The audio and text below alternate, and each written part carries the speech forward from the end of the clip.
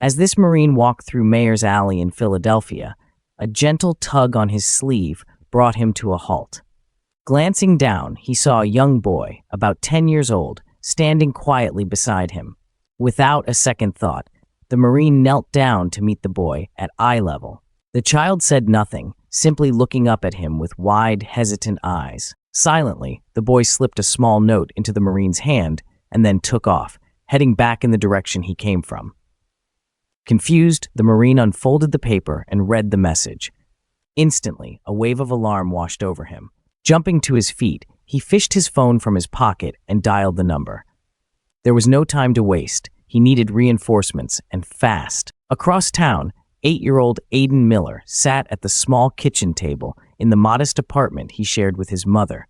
His schoolwork was spread out before him, but his mind was on the precious half-hour he'd get to spend with her when she came home. She always left for work at the crack of dawn and came back briefly in the evening, just long enough to share a meal and listen to his stories before heading off to her second job. Aiden understood how hard his mother worked. He saw the toll it took, the weariness in her eyes, the way her shoulders slumped, the forced smiles she gave him, even when exhaustion weighed heavily on her. He admired her strength, but wished he could do more to help. At 5:05, Aiden stood up to open the door for her. He watched her climb the stairs, her movements slower than usual. Today, she seemed especially worn out, and by the worried look on her face, he knew something was bothering her. They embraced briefly before walking into the apartment, hand in hand. They sat together in silence at the kitchen table, Aiden sensing that she was gathering the courage to say something important. He waited patiently, resting his small hand on hers, offering comfort in the way only a child could. His mother, Sarah Miller, looked into his eyes, struggling with how to deliver the news that would change everything. "Aiden," she began softly, her voice trembling, "I need you to be brave." Her words sent a ripple of concern across his young face. He had grown up so quickly since his father had left, instinctively taking on small responsibilities around the apartment, cleaning, washing dishes, keeping his room tidy, anything to ease his mother's burden. He'd even offered to do the laundry, but she hadn't let him shoulder that yet. He already carried too much for someone his age. Taking a deep breath, Sarah gripped his hands in hers.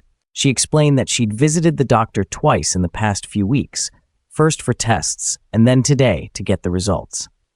The news wasn't good. She had breast cancer, and while the doctor had outlined treatment options, the prognosis was grim.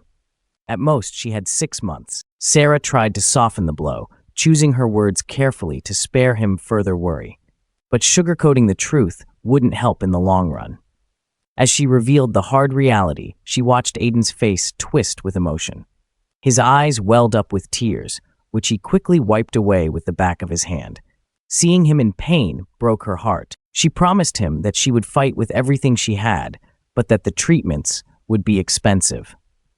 She wouldn't be able to work as much, and that meant they'd have to get by on less. They might even have to give up the Christmas they had been planning for months.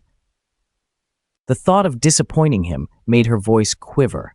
Aiden, always perceptive, saw the sadness in his mother's eyes and instinctively put on a brave face. He straightened up, adopting the stoic expression that made him seem older than his years. He reassured her that it didn't matter if Christmas wasn't what they'd imagined. As long as they were together, they'd make it special. "Next year," he said with quiet determination, "we'll do everything we planned. Once you're all better." But Sarah couldn't bring herself to tell him that next Christmas might never come. Later, alone in his room, Aiden's emotions swirled. Part of him felt crushed, knowing deep down that his mother's chances were slim. Fear threatened to overwhelm him. But another part of him, the part that made Aiden plans, as his mother called them, took over. Pushing aside his sadness, he resolved to make this the best Christmas his mother had ever experienced. He didn't know how he was going to pull it off yet, but he was determined. The next day at school, Aiden couldn't focus. His teachers scolded him for daydreaming, unaware of the heavy thoughts weighing on his young mind. By lunch, though, the outline of a plan had started to form, and by the time he boarded the bus at the end of the day, that plan had solidified completely. The bus stopped a block from Aiden's apartment, and as soon as his feet hit the pavement, he broke into a sprint.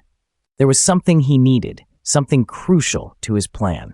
It sat on the shelf in his bedroom, and he couldn't wait another second. As soon as he walked through the front door, he dashed to his room and scanned the bookcase. Practical Steps for Young Entrepreneurs. That was the one. Aiden pulled the book down and spent hours reading and rereading a specific chapter, making sure he understood every detail. The next morning, he was up before his mother, preparing breakfast.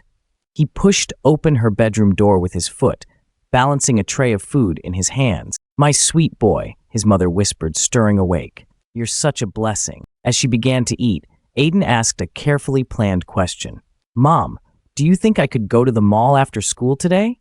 he asked, trying to sound casual. She paused, looking at him curiously.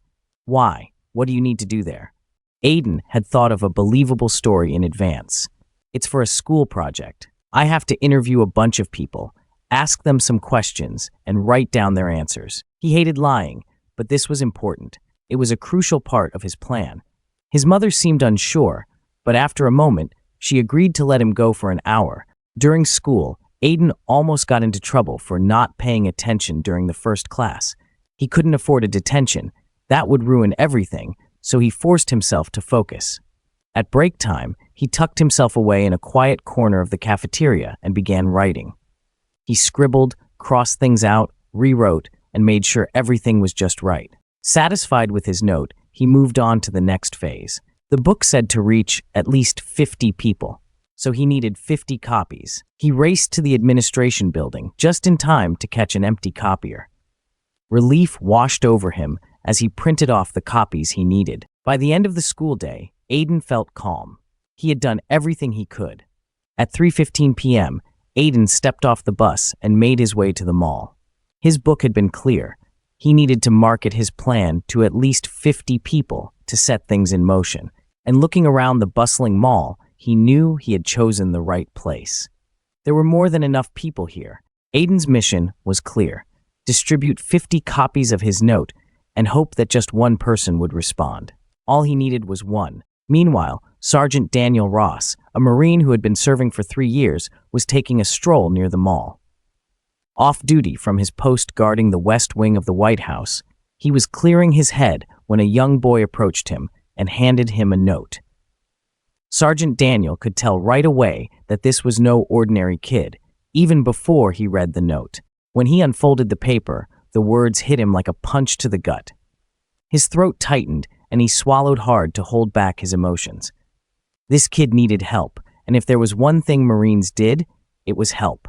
Sergeant Daniel pulled out his phone and made a call. "Everyone," he said into the receiver, "no excuses. We've got a mission." Later that evening, Sergeant Daniel gathered his fellow Marines just off the city central.